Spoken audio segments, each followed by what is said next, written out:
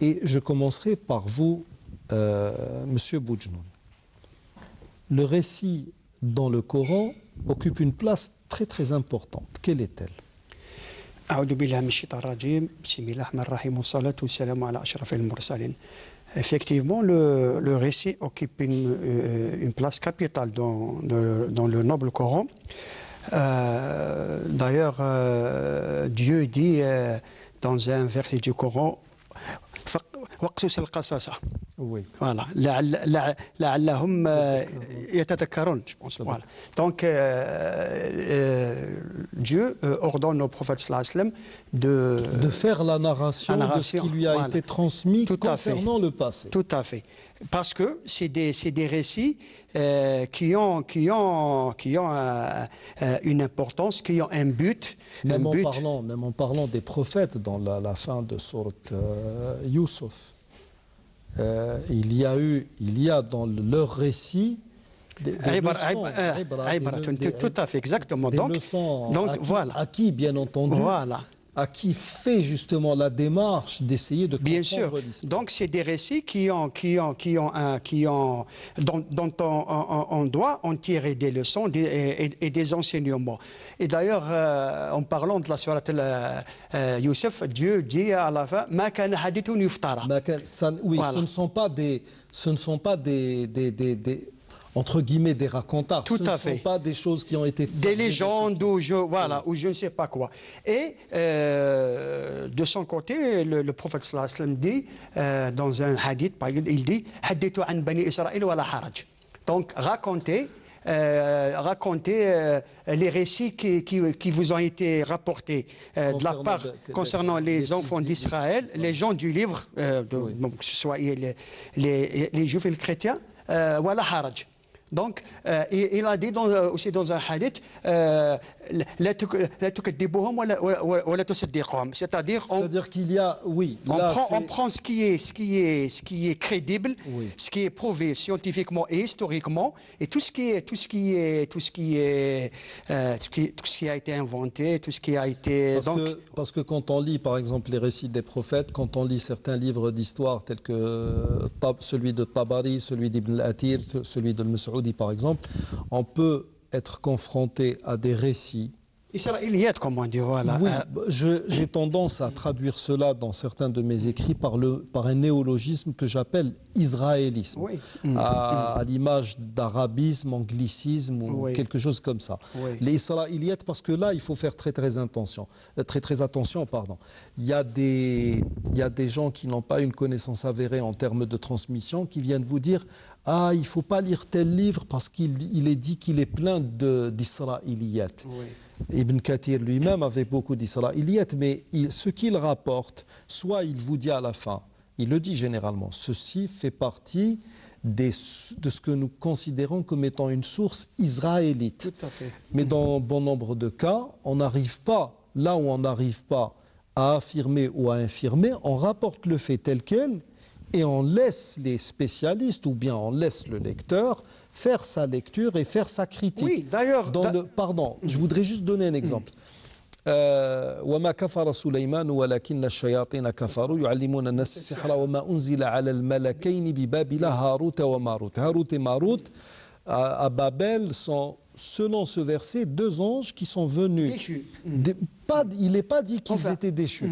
Il est dit dans le Coran que c'est déchus, c'est-à-dire qu'ils ont perdu leur caractère d'ange. Voilà, donc ils sont descendus sur terre. Donc finalement, justement, mais le problème est là. Ils n'apprennent jamais la sorcellerie à quelqu'un sans lui dire attention, ceci peut te conduire à la mécréance. Ça veut dire qu'ils ont gardé ce parti pris pour Dieu, ce caractère de gens... Non, parce que je disais déchus parce que d'après la tradition, oui. Justement, c'est... Mais ce n'est pas une tradition, justement. C'est pour être mis à l'épreuve. Oui. Donc c'est pour être eux, ils ont été descendus sur terre pour être mis à l'épreuve. Quand on lit le verset de Sourate Al-Baqarah, qu'est-ce qu'on va comprendre? Que cette sorcellerie, en tant que science, a été descendue unzilat À Babel, oui. à Babel par le biais de deux anges qui ont ramené une science qui dépasse celle des hommes et qui ont appris aux gens, qui ont initié les premières personnes à la sorcellerie. C'est eux qui ont ramené cela. Et ça, c'est ce qu'on sait. Par contre, quand on lit les exégèses, on va avoir affaire à une histoire qui est beaucoup plus détaillée. Ce sont deux anges qui auraient contesté à Dieu cette primauté qu'il aurait donnée aux êtres humains. Voilà, exactement. Et Dieu leur aurait dit, j'emploie le conditionnel parce qu'on ne peut pas, nous n'avons pas, c'est ça, parce que dans ce récit précisément, il n'y a pas de sanad, il n'y a pas de transmission qui dit que c'est un tel qui a dit d'après un tel, d'après le prophète sallallahu alayhi wa sallam, avec une source fiable. Une fois sur terre, ils étaient supérieurs, ils avaient ce caractère. Les anges ont été créés avec pour nature primordiale l'infaillibilité. Ils ont été suscités non pas juste pour adorer Dieu. Ils ont été créés de lumière. De lumière. Voilà. Et donc Dieu leur a donné la nature humaine pour les éprouver, pour leur montrer que l'homme mérite de loin cette primauté qu'il a accordée à Adam. Parce qu'il a un libre arbitre. Parce qu'il a un libre arbitre et il est soumis à la tentation. Et il paraît qu'ils ont vu, rien n'a pu les tenter sur terre. Ils n'ont pas bu de vin, c'est-à-dire qu'ils ne se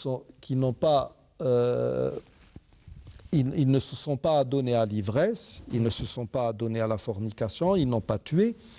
Ils ne voulaient pas plutôt s'adonner à l'ivresse ni tuer. Il y a une femme, une très belle femme, qui les a séduits, qui leur a dit, voilà, si vous voulez avoir commerce avec moi, je suis prête à le faire à condition que vous buviez du vin. Elle voulait au début qu'il tue une personne pour elle. Ils l'ont refusé. Et quand ils ont bu, il paraît que sous l'effet de l'ivresse, ils ont tué la personne et ils ont forniqué. Ça veut dire que, et c'est pour d'où vient justement cette citation du prophète, ou du moins qu'on attribue au prophète, al-khamru ummul khaba'ith, la beuverie ou bien le vin et la mère des vices. Oui, le père des vices. Ou le père de tous les vices. Oui, parce que là, nous sommes en français, donc on traduit selon la nature même, le genre du substantif. Donc, ça, c'est un récit du Coran. Mais nous avons il a une source. Oui. Mais en termes de tradition, il n'a aucune source. Donc, parce que le prophète lui-même a rapporté des hadiths concernant les récits. Il a dit voilà, tout à fait, exactement. L'homme qui avait tué. Voilà, c'était le hadith de Jurayj, par exemple. Celui qui était retiré dans un monastère, il a été justement séduit par une femme a voulu le séduire. Comme il n'a pas, il a résisté, donc elle a commis le péché charnel avec un berger et elle lui a attribué l'enfant qui est né. Donc il y a plusieurs récits des enfants. Oui, mais là nous avec des hadiths authentiques. Oui, mais là c'est de l'authentique. Dans Muslim et dans le Bukhari. Donc là, nous sommes plein pied dans le récit tel qu'on pourrait le retrouver dans les anciens livres des religions hindouistes, védisme, etc. Ou même, il y a des choses qui peuvent même être, qui sont similaires quelque peu aux vieilles légendes qu'on peut retrouver dans les vieilles mythologies. Bien sûr, le Coran ne parle pas de demi-dieux ou de je ne sais quoi, de minotaures et j'en passe, mais il y a des histoires telles que celle de... Il n'y a pas que dans le Coran, bien entendu. Par exemple, celle de Moïse et le Khadir, alayhi salam. Bon, je dis alayhi salam, mais bon, c'est un homme vertueux, ce n'est pas un prophète. Enfin, il y a des divergences entre les savants. Je suis justement d'avis que c'est un homme vertueux, pas un prophète. C'est un saint. Et il y a, par exemple, le pendant de cette histoire dans la tradition prophétique, c'est cette histoire du jeune, du sorcier qui était en fin de vie et qui a demandé au roi de lui donner un nouveau disciple. Qui avait tué la bête et voilà. Puis il y a tout un système, toute une histoire fabuleuse. Il est cité dans Muslim. Oui, ça, moi en tant que musulman, j'y crois. Mais voilà, ce que me raconte le prophète, sallallahu alayhi wa sallam, ces récits, ont-ils uniquement pour vocation la pédagogie ou y a-t-il aussi quelque chose derrière? Et c'est pour cela que je me retourne vers vous, M. Belmeki. Actuellement, il m'arrive, je regarde tout ce qui se fait en termes d'émissions religieuses chez les juifs, chez les chrétiens, un peu en France, beaucoup aux États-Unis parce que là-bas ça foisonne, et la critique est meilleure. Dans la mesure où quand quelqu'un dit aux Juifs « vous avez tort », il ne se retrouve pas comme en France devant un tribunal pour antisémitisme. C'est vrai, oui. D'accord. Chez les Américains, vous pouvez, bien sûr vous n'insultez pas, mais vous pouvez parler. Quand vous dites la Bible a tort, elle a tort. Le Juif a tort, il a tort. Et il a très souvent tort, malheureusement pour nous. Mais bon, je me rends compte que dans la majorité des cas, je citerai Heisenberg, je citerai je ne sais combien de chrétiens que je vois dans des chaînes thématiques. Là, les récits sont tellement en porte-à-faux par rapport aux données de l'histoire que chacun maintenant parle, oui, c'est la parabole, c'est je ne sais quoi. Mais on n'a pas pu prouver que les Juifs ont fait la traversée du désert, c'est Israël Finkelstein qui a travaillé sur ça. Maintenant, oui, non, mais nous sommes beaucoup plus dans la parabole. Moïse n'a pas fendu la mer en deux. Maintenant, il y a des gens qui commencent à le dire ouvertement dans des médias lourds. Pourquoi? Parce qu'ils n'arrivent plus à soutenir la pression qui vient de la part de la critique. Et une critique qui se maintient dans la mesure où, oui, le texte biblique présente beaucoup de faiblesses, tant au niveau de l'histoire que de la géographie. Sommes-nous dans le même cas, ou dans le même contexte dans le Coran? Absolument pas. La Bible, avec son Ancien et son Nouveau Testament, on y trouve pas mal d'anachronismes, beaucoup d'amalgames. Par exemple, l'amalgame entre la tour de Babel et la tour de Haman. Oui. L'anachronisme entre le frère de Sayyida Maryam, Haroun, et le frère de Sayyidina Moussa, Haroun. Oui. Il y a deux Haroun, pour eux, il y en a un seul. Et notre Coran fait de l'anachronisme parce qu'ils ont tendance à faire un transfert de leurs erreurs sur nous. Le Coran ne fait pas d'anachronisme. Je sais, mais pour eux, il fait. Parce que pour eux, Haroun... Tout est étudié sous ce prisme des erreurs, des problèmes bibliques. Voilà. Pour eux, Haroun, c'est le frère de Sayyidina Moussa. Oui. Il ne peut pas être le frère de Sayyida Maryam. Il y a Ukhta Haruna. Oui, mais là, attendez, justement. Ça, c'est juste pour... oui. Parce que non, c'est un point qui peut susciter des interrogations auprès de nos téléspectateurs. Je ne sais plus qui c'est le sahabi qui est venu dire au prophète sallallahu alayhi wa sallam que Nasara Najran, les prêtres de Najran, lui ont dit « Qu'est-ce donc cette erreur qui se trouve dans le Coran quand vous dites, en parlant de Marie, il y a Ukhta Haroun alors qu'il y avait entre elle et Aaron tant d'années, au moins 6 siècles ?» Le prophète sallallahu alayhi wa sallam lui a dit « N'ont-ils pas vu que même appeler leurs enfants en les attribuant à par leur sein, c'est-à-dire en les affiliant à leur sein. C'est un homonyme. Il y a Bna Foulan, il y a Ukhta Foulan. Et le problème, c'est que beaucoup de chrétiens, moi, une fois, il y a un chrétien qui m'a dit, non, nous, on n'a pas ça. Je lui ai dit, écoutez, rien que dans dans le Nouveau Testament, à 17 reprises, vous attribuez Jésus, au moins une dizaine de fois ou une douzaine de fois, vous dites fils de David. Oui, fils de David. Vous dites fils de Dieu, vous dites fils de l'homme, et pire encore, il est dit une fois fils de Joseph le charpentier. Ça veut dire que la notion même de l'Immaculée Conception, elle est remise en cause. Oui, il y a pas mal de... C'est ce que je voulais dire. Parce que, il faut l'admettre, la Bible avec son Ancien et son Nouveau Testament, ce n'est pas un livre révélé. C'est un livre... Ce n'est plus le livre que c'était à l'époque de Moïse. En tout cas, c'est un livre établi qui fonde deux religions établies. Diyanat Wada'iyya. Laissons ça de côté.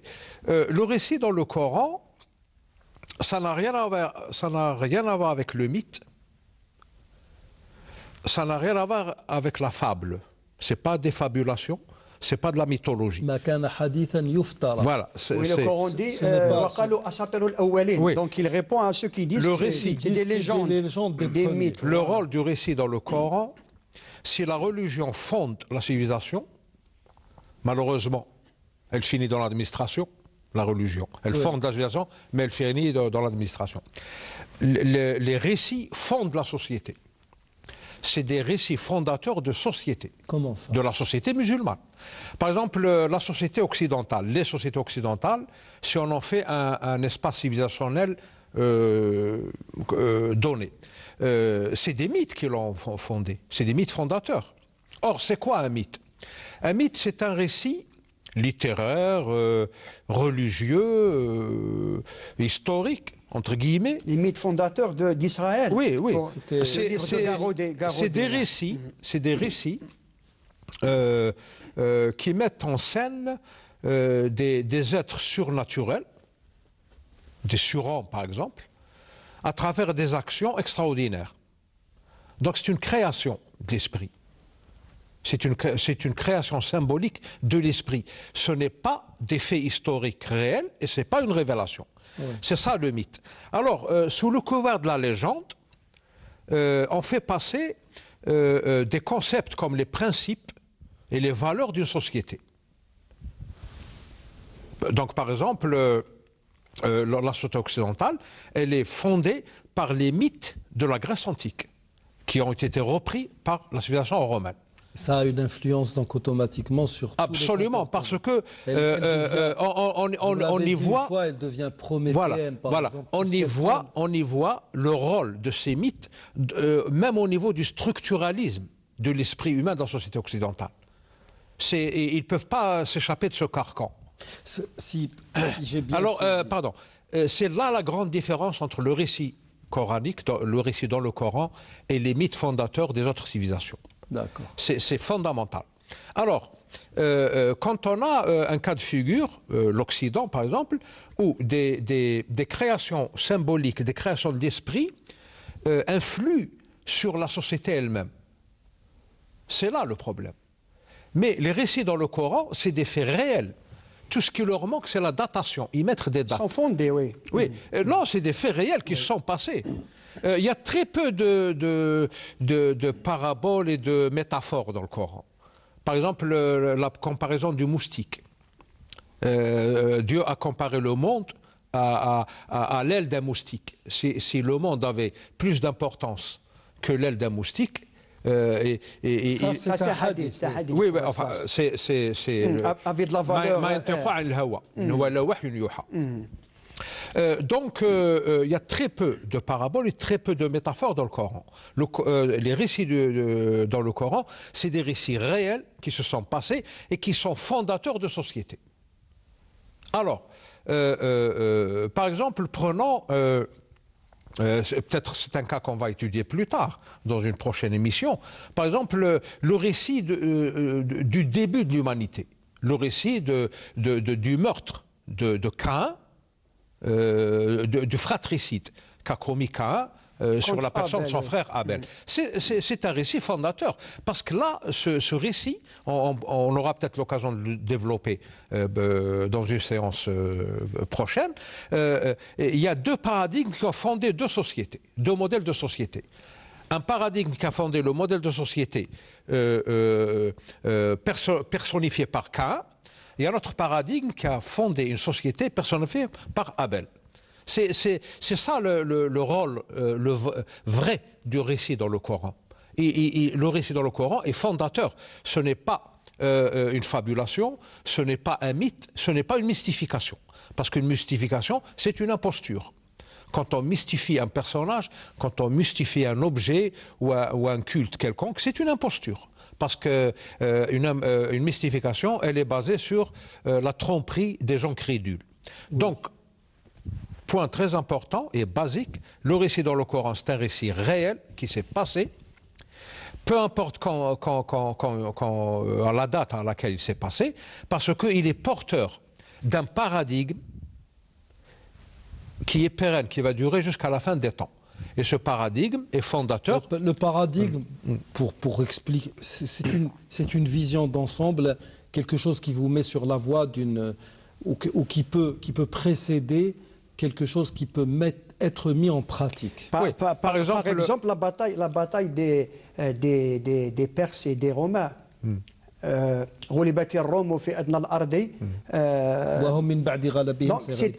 un récit qui, comment dirais-je, qui à l'époque n'était pas fondé. D'ailleurs, même Abu Bakr Siddiq avait fait un pari avec un polythéiste. C'est une prémonition. C'est une prémonition, mais qui s'est avérée par la suite réelle. Donc non, même ce qui est bien, au niveau de l'histoire, c'est que ce même récit, ce qu'on remarque, c'est que dans tous les récits, il va y avoir un détail qui n'avait aucune importance à l'époque, même où il a été révélé, mais qui va prendre une dimension incroyable à l'époque où la science devient une religion à part entière. Le mot adna a deux sens. Ça veut dire tout près, ça veut dire très bas. C'est un superlatif qui signifie que... Une dépression. Oui, la bataille a eu lieu dans une partie très proche, dans une partie très très basse. Et il s'avère, j'ai même d'ailleurs pris une photo dans cette partie, près de la mer Morte. Rouge, oui. La mer Morte. Je ne me souviens plus, c'est moins 400 et quelques au-dessous du niveau de la mer. C'est en Jordanie, actuel. Oui, le point le plus bas, il y a même... Cham, c'était Cham à l'époque. La région du Cham. Et là, honnêtement, un berger ne pourrait ne pas comprendre, un littéraire, un homme de lettres pourrait aussi ne pas comprendre, mais quelqu'un qui est spécialiste en géophysique ou en géographie ou en physique tout court, ça va faire un Big Bang dans sa tête, tout simplement. Comment, à cette époque précise, a-t-on pu mettre pareille information aussi capitale dans un récit qui à l'époque même où il a été, où les versets ont été révélés, faisait partie de la prémonition. C'était même pas dans le récit, c'était dans une perspective. C'est bien qu'Abou Bakr a fait un pari avec un polythéiste. Oui. Par exemple, les deux paradigmes qui ont été initiés par Habil et son frère Qabil. On rentrera dans les détails plus tard si on en a l'occasion. Qabil représente aujourd'hui la société occidentale. Mais alors de façon claire et nette. Habil représente la société orientale. Quoique, grosso modo. L'Occident actuellement, il est beaucoup plus machiavélique que Qabil de l'époque. Oui, parce que Qabil, quand il a tué Habil, il l'a regretté. Là, on a face à un L'Occident a toujours regretté ses actions, non, mais il n'arrête pas de les refaire. L'Occident d'aujourd'hui tue et vous interdit de pleurer vos morts. Si vous les pleurez, vous êtes passif. Oui, parce qu'auparavant, il a pris soin de motiver sa tuerie. De l'asseoir sur des données qui, pour lui, de son point de vue eurocentrique... Il vous agresse et il vous accuse d'être... Et de mériter cette agression. Non, le statut de victime pourrait vous coûter aussi cher. Donc. Absolument, oui. En tout cas, la société initiée par Qabil, c'est une société basée donc sur la compétition, parce qu'il était en compétition avec son frère, Habil. C'est une société qui prévoit comme fondement le profit. Donc les biens matériels. Et ce profit, c'est le but de toutes les activités humaines qui, justement, objectivent la société humaine. Par exemple, l'éducation, les sciences, les richesses naturelles, tout est utilisé dans le but de faire des profits. Dans le modèle de société représenté par Abel, c'est le contraire. C'est une société en évolution, basée sur la coopération entre les créatures, donc qui engendre plutôt la joie, l'abondance, etc. Au contraire, à l'opposé de l'autre société. On aura peut-être l'occasion de développer ça plus tard. Parce que là, l'émission touche à sa fin, donc nous poursuivrons la prochaine fois avec ce récit de Caïn et Abel, et peut-être aussi avec le récit d'Adam, qui est le premier des prophètes selon les musulmans. Et d'ici là,